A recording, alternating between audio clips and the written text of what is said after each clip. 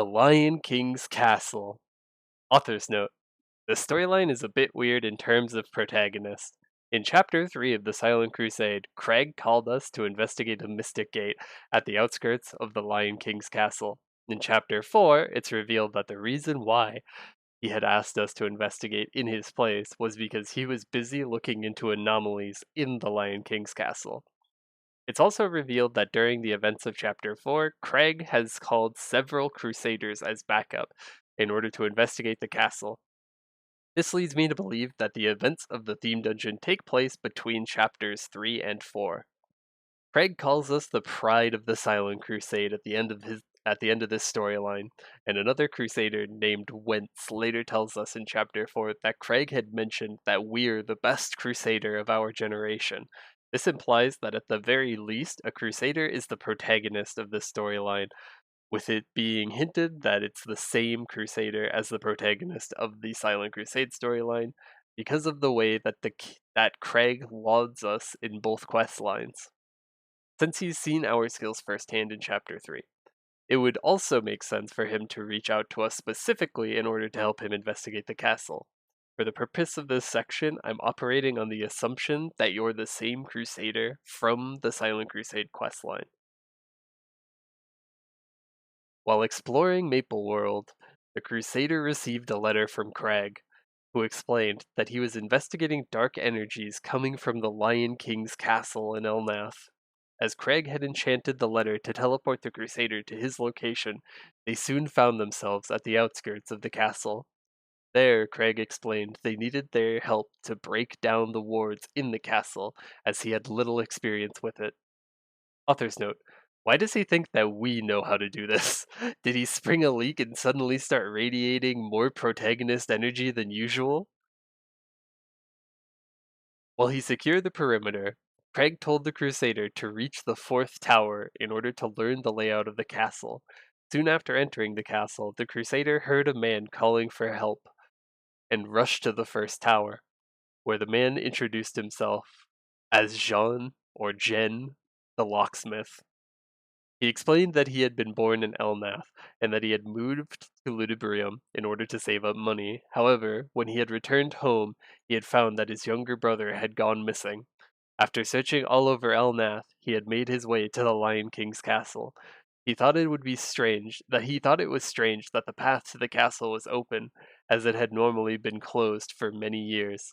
Inside the castle, he had discovered that his brother was a prisoner. Though he had tried to save his brother from the jailers, he had realized that he was too weak to free him or to escape, as the monsters in the castle grounds kept him trapped in the first tower, where he had been calling for help. The Crusader agreed to help rescue his brother, and so Jen crafted a key to unlock the first tower, allowing the Crusader to reach the roof and defeat the monsters guarding his brother. Jen was overjoyed to see his brother, and sent him back home to safety with a return town scroll. Author's note: after finishing this quest, you can actually find Jen's brother chilling in Elnath. As thanks, Jen promised to help the Crusader by making keys to unlock the other towers. Soon after, the Crusader heard the voice of Ludin, the guardian of the castle, who told them that he would be waiting for them at the fourth tower. In order to reach him, he told the Crusader that they would need to break the wards on the first three towers. He instructed them to first defeat the Red Crockies on the roof of the first tower in order to break the first ward. The Crusader then gathered the necessary materials from the monster in the castle grounds and gave them to Jen, who created a key to the first tower, allowing the Crusader to enter and break the ward. Author's note: I have no idea why we have to create another key for the first tower after you literally unlocked it in the last quest. I'm guessing that the door magically changes the lock each time it's been opened or something. Next, the Traveler helped Jen craft a key to the second tower, where they defeated the prison guard boars and broke the second ward. Finally, Jen created the key to the third tower, and the Crusader broke the final ward by defeating the prison guard rhinos. The Crusader then entered the fourth tower, where they met with the ghost of Ludin. Ludin explained that he was a knight who had served his king, Von Leon, many centuries ago. Though their kingdom had been poor, Von Leon had been a benevolent king who had ruled with his beloved wife, Iphia. However, everything had changed when Von Leon had pledged his loyalty to the Black Mage and driven the kingdom to ruin. After hearing Ludin's story, the Crusader returned to Crag and told him that he had broken the wards. Pleased with their work, Crag then asked them to find the source of the dark energy emanating from the castle. While investigating the castle, the Crusader discovered a ghost named Mert, who explained that he had traveled from Elnath several days ago in search of the Lion King's medal. However, he had been killed by Von Leon near the castle grounds and his soul had been cursed to suffer in eternal agony. He gave the Crusader a letter that he had written to his family and asked them to deliver it to Alcaster to pass on to his family. The Crusader returned to Elnath and gave the letter to Alcaster, who was annoyed because he had warned Mert not to go to the castle. Nevertheless, he gave them a crystal that would lift Von Leon's curse. The Crusader used the crystal on Mert, who was overjoyed that he was no longer cold or in pain. Author's note: as a token of his appreciation, he offers to sell us Royal Von Leon gear in exchange for Royal Von Leon tokens. I don't get why he can't just give it to us for free. He's a ghost. What does he need? What does he need to make a living for, anyways? The Crusader then continued to the fifth tower, where they heard the cries of another ghost, asking them to come to the roof. There the Crusader encountered the ghost of Queen Iphia, who told them that she had been calling to her husband for centuries, though he had never once acknowledged her. She asked them to speak with Von Leon to see if he still remembers her, as she feared that he no longer cared for her. In the audience room, the Crusader met with Von Leon and told him that Iphia's ghost had been calling to him, but Von Leon called them a liar, claiming that he would have known if his beloved wife were a ghost, and threatened them to never speak her name again. The Crusader returned to Iphia and told her that Von Leon still remembered her, but that he couldn't see or hear her. Elated that Von Leon hadn't forgotten her, Iphia asked the Crusader to help her make herself known to Von Leon. She told them that he had once built a rose garden for her, and that there was a reminder of their shared memories still inside. She first asked them to find a key to the garden from the Grey Vultures, after which she told them the story of how she had first met him. At the time, she had been a commoner who sold flowers in the kingdom. One day, Von Leon had disguised himself as a commoner during a festival and had been roaming the grounds alone when she had run into him. She had thought it was strange that he didn't have a single flower on him throughout the festival. Eventually, the two had fallen in love and wed after Von Leon had proposed to her with a snow rose. Soon after, he had built the rose garden inside the castle in her honor. She asked them to find a flower book inside the garden and present it to Von Leon, hoping that it would help him believe that she still waited for him after centuries. The Crusader brought the book to a surprised Von Leon and explained that Iphia had told them where to find it. Though Von Leon knew that only he and Iphia knew of the book, he still couldn't believe the Crusader's story, as he refused to accept that he couldn't hear Iphia's voice when they could.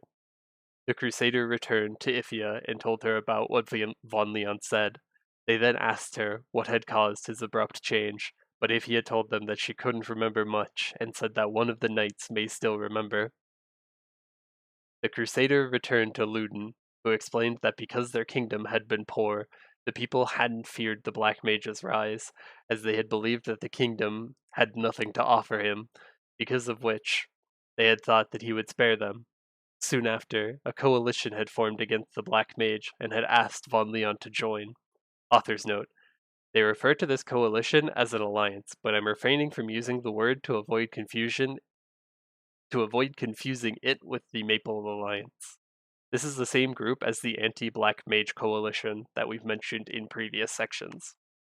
However, the people had refused to fight against the Black Mage, as they didn't want to sacrifice their lives needlessly.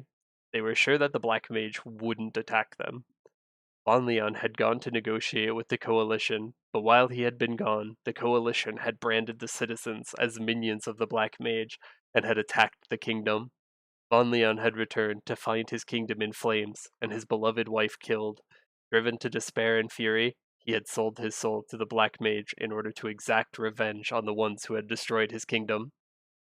Author's note: I like the added dimension of gray morality here, with the way that the people of El Nath had turned on their neighbors. It really serves to show how terrifying that time during the rise of the Black Mage was, and how scared the people of Maple World must have been, so suspicious of everyone around them.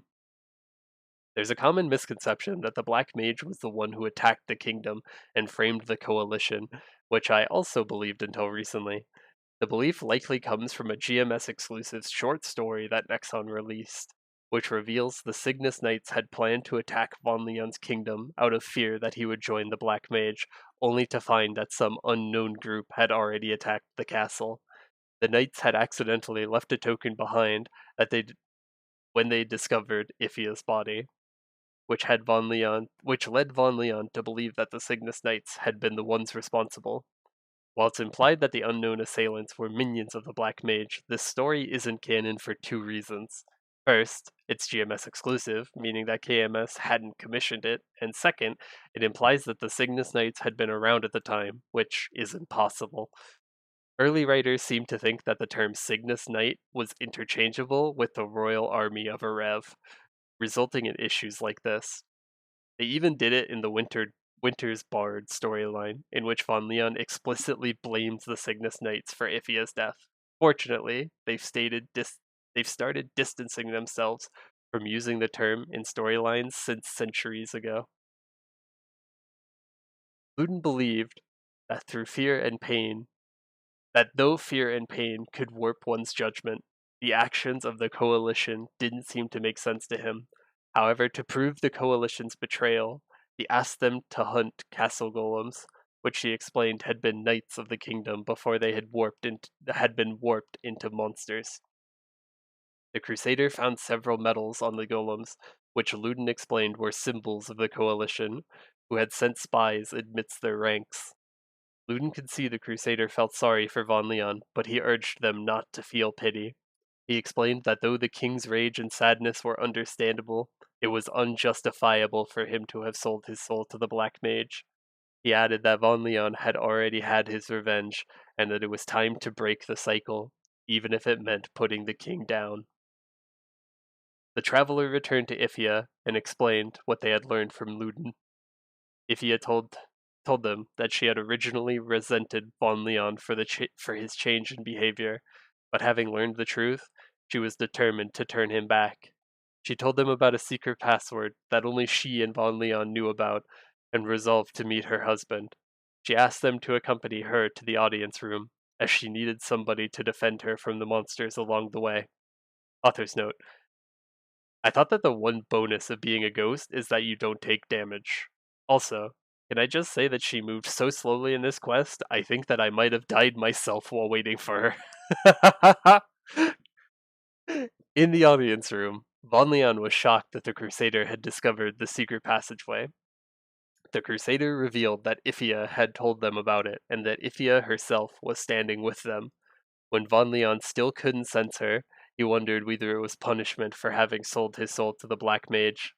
Defeated, he gave the Crusader a pendant containing Ifia's picture and told them that he didn't deserve her memory.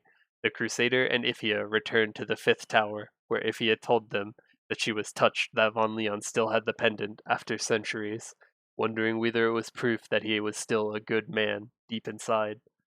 She thanked the Crusader for their help and explained that she would continue clinging onto the hope that Von Leon would one day return to his old self. Soon after, Ludin told the Crusader that they would need to face Von Leon in order to put him down, but they would first need to defeat prison guard Annie, a monstrous creature who had one day appeared out of nowhere and consumed all of the benevolent souls in the castle before blocking the way to the king. Before fighting Annie, the Crusader first collected traces of darkness from the monsters in the castle grounds and brought them to Craig. After analyzing them, Craig realized that they were the same type of dark energy that the Silent Crusade had found in the Mystic Gates, though a purification totem had subtly changed its signature. The Crusader then hunted for purification totems in order to confirm Craig's theory, after which Craig speculated that they had been the source of evil and asked them to investigate the deepest part of the castle. There the Crusader fought prison guard Annie, and brought the congealed darkness that he had left behind to Craig. Craig thanked them for stopping the spread of darkness, and lauded them as the pride of the Silent Crusade. Author's note: they never go into any further detail about who prison guard Annie is and why his energy matches that of the Mysticates. With prison guard Annie defeated, the path to the audience room was laid bare, although Ludin told them that they would need a knight's magic scroll to reach Von Leon. Author's note: I don't know why we can't just take the secret passageway again. Following Ludin's instructions, the Crusader obtained an old scroll from the castle golems, which Ludin restored with his ghostly powers. The Crusader then defeated the Grey Vultures, whose influence was diminishing the scroll's magic.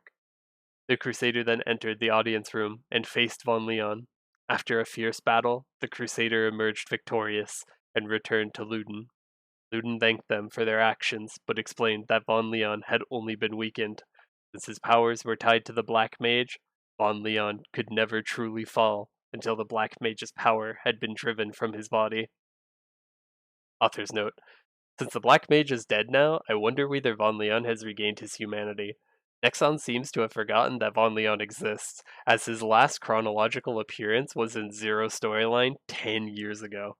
Technically, he appeared in one of the flashbacks for the Genesis Liberation questlines, but the flashback was chronologically set even before Zero's class story. If I had the power to shape the lore, I'd have Von Leon, Lucid, and Orchid appear as an ex-commander trio in the grandest storyline.